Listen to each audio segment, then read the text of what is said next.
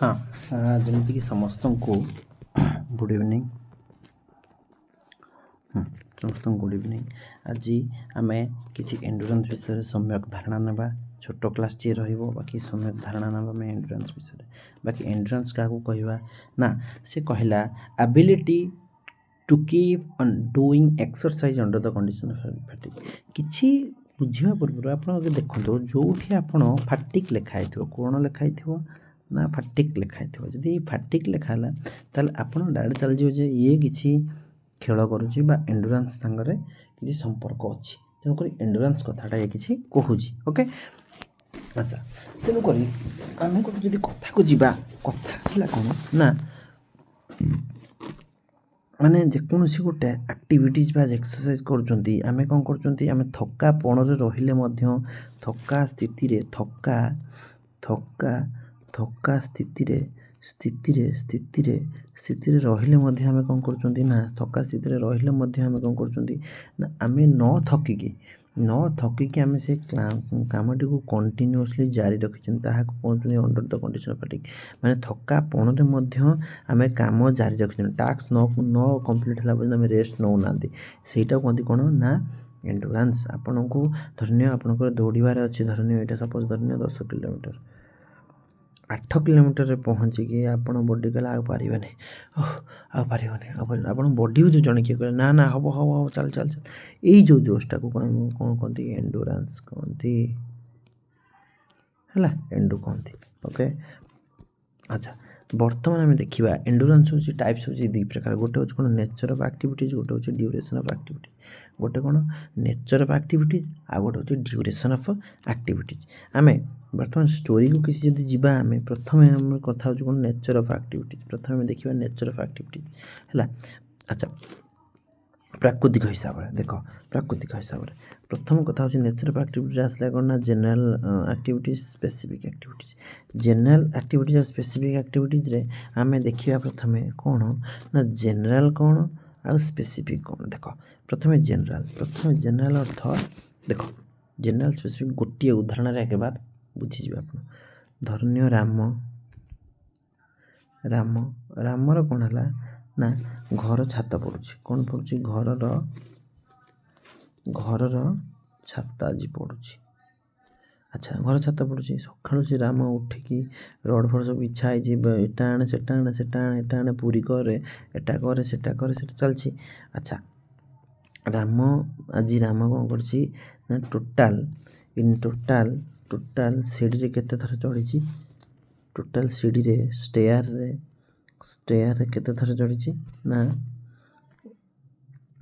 केते थर चढ़ी ना 110 थर चढ़ी 110 थर चढ़ी।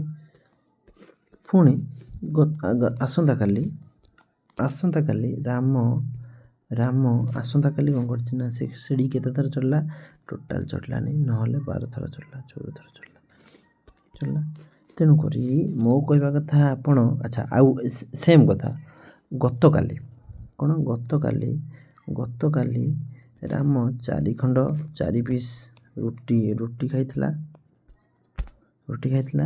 आउ छात पड़िया दिन मध्य केते पीस रुटी खाइला से 4 पीस रुटी खाइला। अच्छा मोर वर्तमान क्वेश्चन अरे हे सी तो डेली गोटे स्पेसिफिक बा गोटे मॉडरेट कौन नौची ना न्यूट्रिशन नौची ताहेले ये 110 थर सीढ़ी रे चढ़िबा बलटा आसिला केउठू यही जो प्रैक्टिसटा यही जो 110 थर जो बलटा आसला ताहाको स्पेसिफिक एक्टिविटीज कहती आउ प्रत्येक दिन जो एक्टिविटी आम जनरल एक्टिविटी कहते अर्थात जनरल एक्टिविटीज कौन सब लोक सामान है निदर उठा ଯେଉଁ ସହନ ଯେଉଁ ଶକ୍ତିଟା ବା ଯେଉଁ ଆମର ଏଣ୍ଡୁରାନ୍ସଟା ଯୋଗାଇ ଥାଏ ସେଇଟା ହେଉଛି ସମସ୍ତଙ୍କ ପାଇଁ କମ୍ପଲସରି। ସ୍ପେସିଫିକ୍ଟା ଗୋଟେ ଡକ୍ଟର ଯେତିକି ଏଣ୍ଡୁରାନ୍ସ କ୍ୟାରି କରିବ, ଗୋଟେ ଆର୍ମି ଯବାନ ସେତିକି ଏଣ୍ଡୁରାନ୍ସ କ୍ୟାରି କରିବ ନାହିଁ, ତାଠୁ ଅଧିକ କରିବ। ଗୋଟେ ଟଲିବାଲା ବା ଗୋଟେ ମାଂସ ଦୋକାନୀ ଯେତିକି ଏଣ୍ଡୁରାନ୍ସ ଦରକାର ତାକୁ ଗୋଟେ ସୁନା ଦୋକାନୀ ପାଇଁ ସେତିକି ଏଣ୍ଡୁରାନ୍ସ ଦରକାର ନାହିଁ। ତେଣୁକରି ସ୍ପେସିଫିକ୍ ଲୋକ ପାଇଁ ସ୍ପେସିଫିକ୍ ଏଣ୍ଡୁରାନ୍ସ ଆବଶ୍ୟକ। ଇଏ ଥିଲା ଜେନେରାଲ ଆକ୍ଟିଭିଟିଜ୍ ଆଉ ସ୍ପେସିଫିକ୍ ଆକ୍ଟିଭିଟିଜ୍। ଓକେ, ଇତିମଧ୍ୟରେ ଆମେ ଯିବା ଜେନେରାଲ ଆକ୍ଟିଭିଟିଜ୍। ଜେନେରାଲ ଆକ୍ଟିଭିଟିଜ୍ରେ କ'ଣ ନା ବିଗ୍ ମସଲ୍, ବଡ଼ ବଡ଼ ମସଲ୍ ୟୁଜ୍ ହୋଇଥାଏ। ଆଚ୍ଛା, ଦେନ୍ ଆସିଲେ long duration of exercise, both aerobic ଆଉ ଆନାରୋବିକ୍।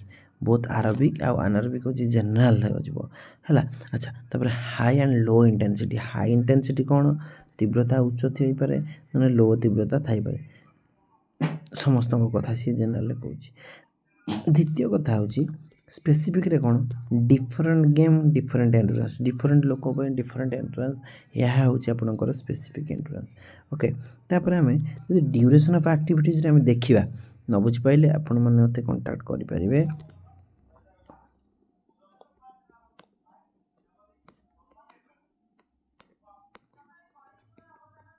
ଓକେ, ଆଚ୍ଛା ହଉ।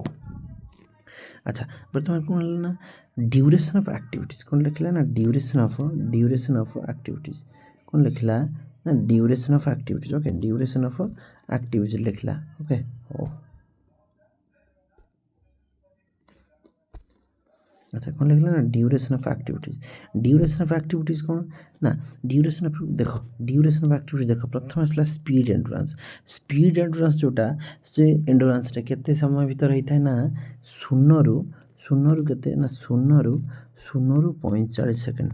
45 ସେକେଣ୍ଡ ଭିତରେ, ଶୂନରୁ 45 ସେକେଣ୍ଡ ଭିତରେ ମାନେ କ'ଣ ହେଇପାରିବ, 100 ମିଟର ଦୌଡ଼ ହେଇପାରିବ ହେଲା, 100 ମିଟର ଦୌଡ଼ ହେଇପାରିବ, 200 ମିଟର ଦୌଡ଼ ହେଇପାରିବ, ଆଉ 400 ମିଟର ଦୌଡ଼ ମଧ୍ୟ 45 ସେକେଣ୍ଡ ଭିତରେ ହେଇପାରିବ। ମୁଁ ବି ବିଶ୍ୱାସ କରୁନଥିଲି, ହେଇପାରିବ।